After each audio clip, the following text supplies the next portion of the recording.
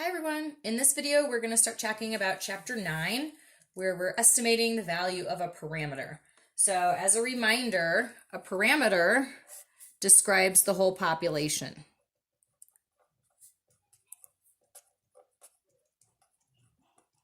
A statistic describes the sample.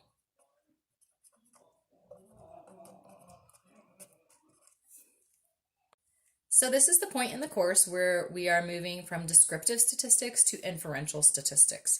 So everything we've done so far, we've been, thinking about collecting data, organizing it, presenting it.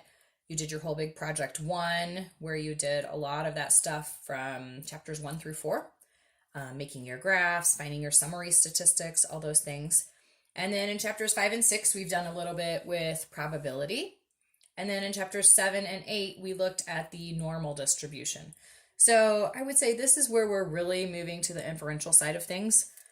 When we have a statistic, we know something about the sample. And now in chapters 9, 10, and 11, we're going to say, okay, if we have that statistic, that descriptor of a sample, how can we use that to make some prediction about the whole population? So that's where we're headed. In 9.1, we're going to look at estimating a population proportion.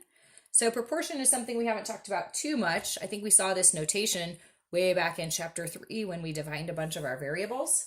But P is going to be the proportion for the whole population. And this P with the little symbol over it, that's P hat.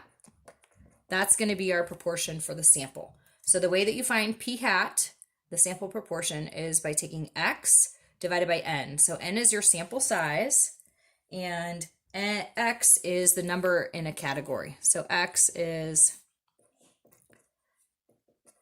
number in a category, and N is your sample size. So if we want to find the sample proportion, and we know that 12 out of 80 people prefer the color purple over all other colors, then our P hat is 12 over 80. And we can turn that into a decimal and a reduced fraction as well. So it's nothing too fancy. It's just knowing how many do you have in a certain group or in a certain category and dividing that by the total that you have. So this is 0.15. And generally we write our proportions as a decimal. You can think of that as 15%, right? So 15% of people have the favorite color purple, but we'll write that as 0.15. So to obtain a point estimate for the population proportion, the population proportion is P. Okay? The sample proportion is P hat. So the point estimate, we briefly talked about this on the last page of the chapter 8 notes. A point estimate is a single number that is our best guess for the parameter. So if we're talking about mean, mu, then our best guess is the sample mean, x bar. If we're talking about the proportion, P, then our best guess is the sample proportion, P hat. So in 9.1, we're going to talk about P and P hat. And then in 9.2, we're going to talk about mu and x bar. So 9.1, we're talking about proportions. And sample statistics are used to estimate population parameters. So there again is that reminder of statistics describing a sample and parameters describing a population. So everything is going to be a word problem now. And we're just working at pulling out all the important information from each word problem. So in a study of 10,000 male newborn babies, 2 of them were diagnosed with hemophilia, which is a blood clotting disorder. Obtain a point estimate for the proportion of male newborn babies that were diagnosed with hemophilia. So the point estimate, since they're talking about proportion, we saw the keyword proportion as opposed to the keyword mean. Our point estimate is P hat, and that's X over N. So X is how many in a certain category. So 2 of them had this disorder, and N is our sample size of 10,000. So as a decimal, we've got our lovely scientific notation popping up there. So we've got to move our decimal point 4 places to the left. So there'll be 3 zeros between the decimal point and the 2. So that is our point estimate. So that's our best guess for all the male newborn babies. We would expect that proportion of them to have hemophilia. If we get more information somewhere else, maybe we can clarify that. But for right now, our point estimate is our best guess. But this is P hat, which is our best guess for P.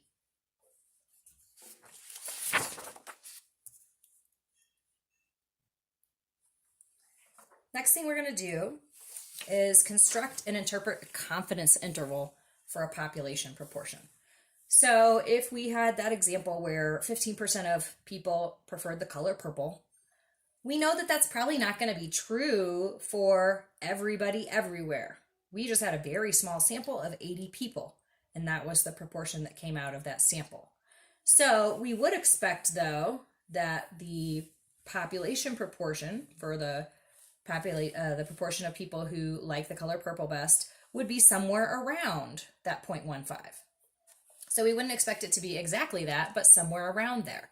So that's what a confidence interval is. So we're going to build an interval around that guess that we got, around our point estimate, to increase the chance that the real proportion is somewhere in there.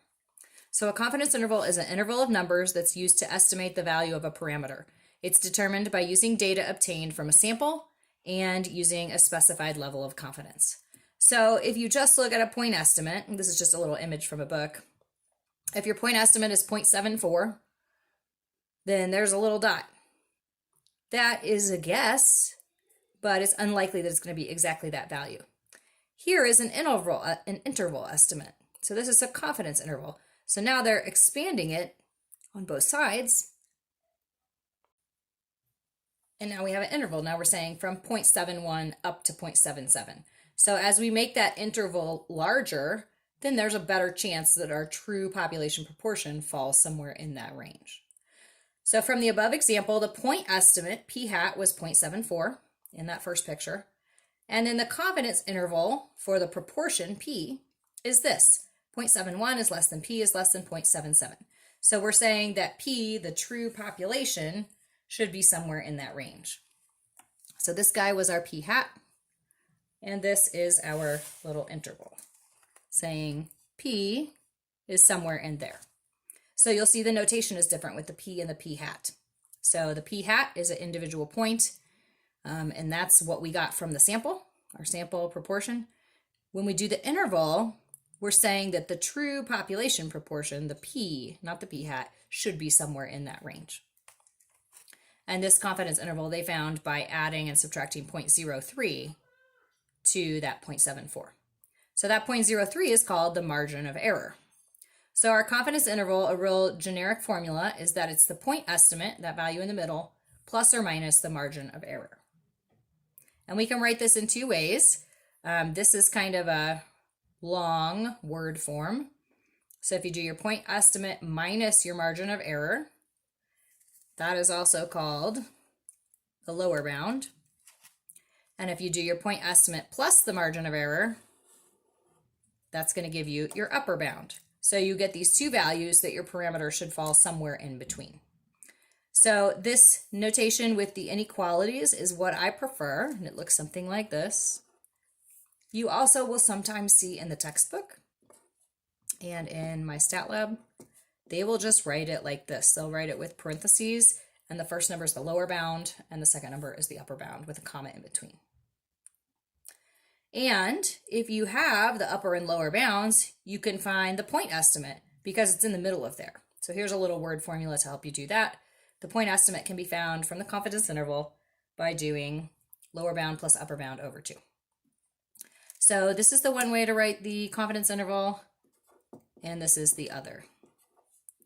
I prefer, and I'm going to write out this first version because I like the inequality symbols, and I also really like that it tells you what we're talking about.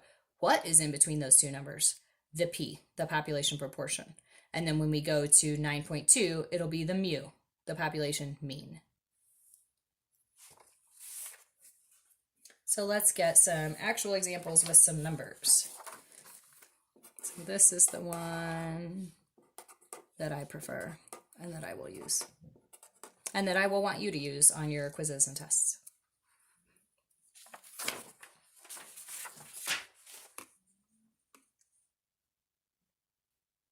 So here we've got a 90% confidence interval for the population proportion of Americans who have donated blood in the past 2 years was found to be between 0.168 and 0.194.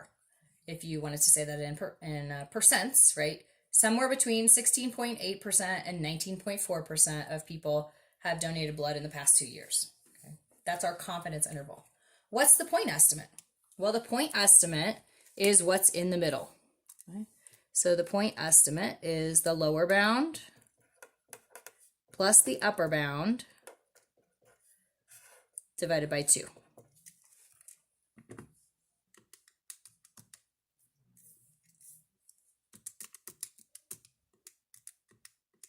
So 0.181 is our point estimate. It's almost like we're working backwards this time. Okay, we had the confidence interval. What was the initial value from the survey? The proportion from the survey or the sample was 0.181. And what's the margin of error? Okay, well, the margin of error is just how far you went from the center value to these outside values. So you can do 0.194 minus 0.181, and you can get your 0.013. Or you can go from the middle to the small end, 0.181 minus 0.168, and that gives you the same thing. Okay? Because the 0.181 was halfway between the two, so those distances should be the same. So this is the margin of error. You could also, another way to do it, you could figure out how far it is from the upper bound to the lower bound and then divide that by 2.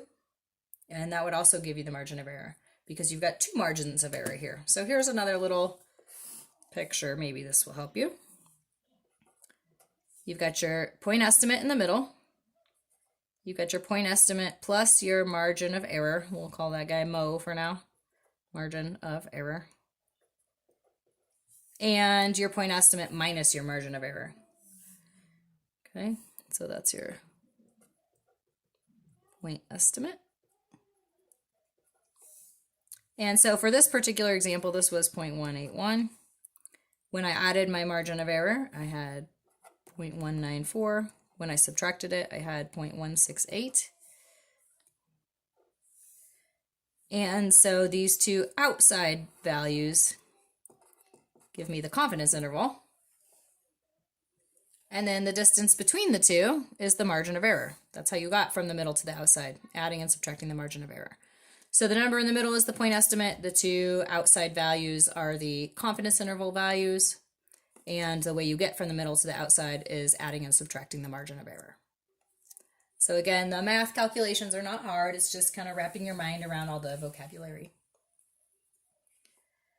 Here's a little bit more about confidence intervals in general for 9.1 and for 9.2.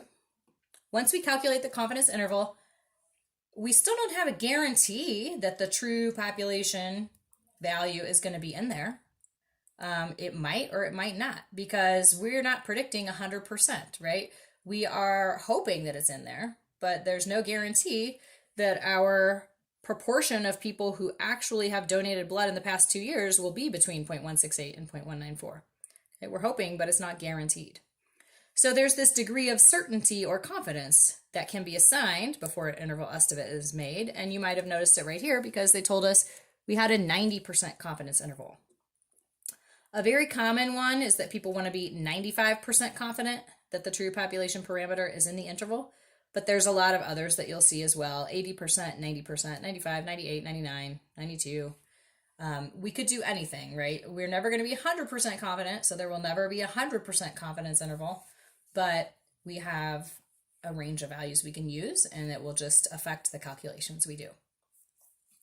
Visually, the higher the confidence level, the wider the interval. So if you only need to be, say, 90% confident, maybe you can stretch it from here to here. But if you need to be 95% confident, you're going to have to go out farther to give yourself more certainty.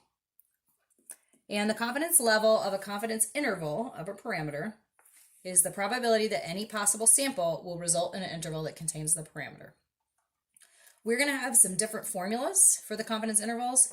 depending on which parameter we're using. In this class, we're just going to look at proportion, p, and mean, mu. There are others you could look at. Our sample size will impact the formula, and what other information we have. So now we're going to start looking at the different pieces that are involved in the formula.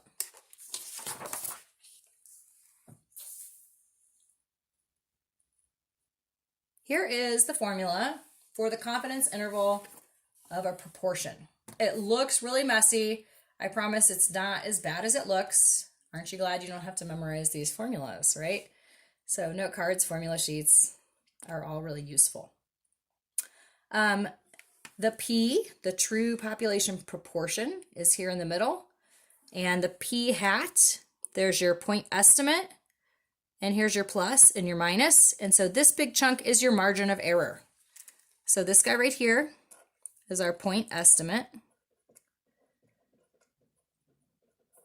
And this guy right here is the margin of error. I prefer to look at this version of the formula, but then when I get the answers, I write it out in the inequality form. There's a couple of things here that need to be true in order for us to be able to use this formula, and we're not going to go into that very deeply in this course. Just kind of looking at this paragraph right here is about it. So n times p hat times q hat has to be greater than or equal to 10 to ensure that it's approximately normal. And n, the sample size, has to be less than or equal to 5% of the total population. So we're going to assume these things are true, but there are going to be a couple questions in my stat lab where they're going to ask you about that.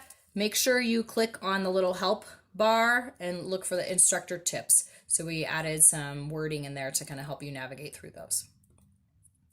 So there's a lot of stuff to look at here. So p hat, we do know what that is. That's our proportion, that's our sample proportion. So how many in a certain category out of the total. And then q hat, we kind of have a feeling for that with some of the work we've done in probability. The q is going to be 1 minus the p. So the q hat is 1 minus the p hat. We know n is our sample size, and we know a little bit about z-scores because we've talked about chapter 7 and 8. But we've got this alpha over 2 business. So what is alpha? Alpha represents the total area in both tails of the standard normal distribution, and alpha over 2 represents the area in one tail. So visually, we have a bell curve. And so when we're working with confidence intervals, we're always going to have 2 tails. So here's a right tail, here's a left tail. So alpha is the total area in both tails. So this side over here is going to be alpha over 2. This side's going to be alpha over 2. And what's left in the middle is 1 minus alpha. Okay, so what we write on the top or inside the curves is always the areas. The areas have to add up to 1. That's why we do this 1 minus alpha. There's alpha in the tails, there's 1 minus alpha in the unshaded region. What's also going to be important, though, is that this is going to give us some z-scores, right? That's going to give us a positive z, and this is going to give us a negative z. And that's referring to these right here. So that's a pretty generic drawing. We'll get some more specific ones here in a little bit. The relationship between alpha and the confidence level is 1 minus alpha times 100. Sorry, that grammar's a little weird there. So if you've got, say, an alpha of 0.02, then you do 1 minus 0.02 times 100. Well, that's 0.98 times 100. So that's a 98% confidence interval, and we'll often just abbreviate this with CI. Okay. So if alpha is 0.02, it's a 98% confidence interval. What it's also saying in terms of this picture is that if alpha is 0.02, then you'd have half of that on each tail, 0.01, 0.01, and then 0.98 in the middle. So the 98% refers to the percent that's in the middle in the unshaded area. Here's another one. If alpha is 0.05, then the confidence interval is 1 minus 0.05, which is 0.95, multiplying by 100 gives us the 95%. So if we have a right tail And these are just rough sketches, but the tails should match. They should be the same size because they're both alpha over 2. So if this is a 95% CI,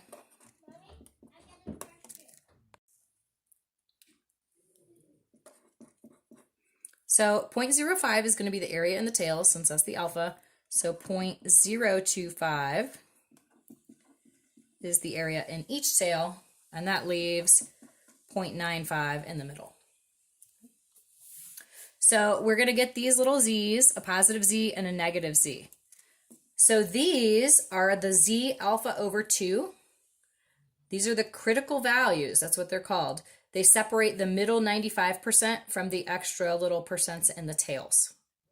So these z's, which I've just written as a positive z and a negative z, are the z that's in this. So don't stress too much about that little z alpha over 2. That's just indicating that alpha gets divided by 2 for each of the tails, but really what you're looking for is just the z. So this z alpha over 2 is just one number. And we're generally just going to use the positive one because we've got plus or minus in the formula. So it really doesn't matter if you use positive or negative z here, you're going to get both cases. Okay? If you use this formula, then you do want to use the positive z because here you're subtracting it and here you're adding it. But if you're just kind of crunching the numbers separately, then either way will work. So what would the picture look like for alpha being 0.01? So if alpha is 0.01, that again is the area in both tails. So we need to divide the alpha into 2. So you can always use your calculator if you're struggling with those decimals. Make sure you type it in the right way, not like me. So 0.1 divided by 2 is 0.05.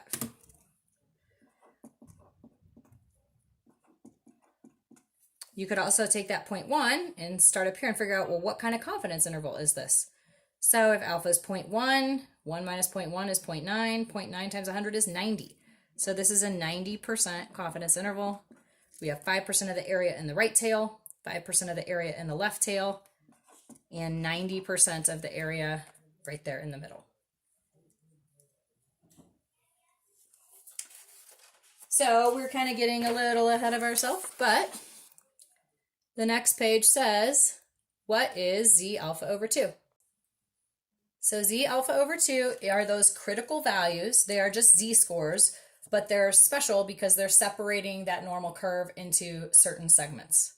So these are called the critical values of the distribution, and it represents the number of standard deviations that the sample statistic can be from the parameter and still result in an interval that includes the parameter. I know that's a mouthful. Don't stress too much about that, but that really is what it means. So using the formula, looking at that again, let's kind of clarify. From this formula, the point estimate is the p hat, and the margin of error is the whole other chunk.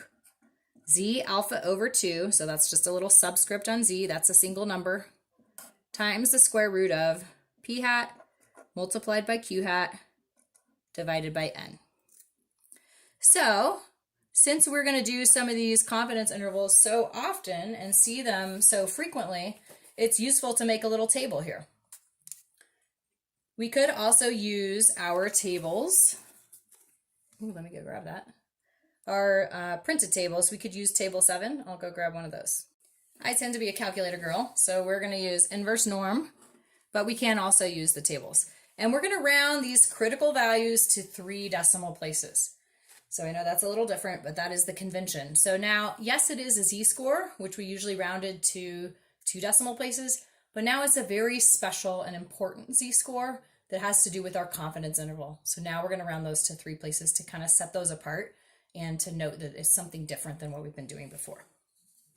So if we have a 90% confidence level, what is our z alpha over 2? I'm going to make a couple of other columns here. So I'm going to say how much area is in both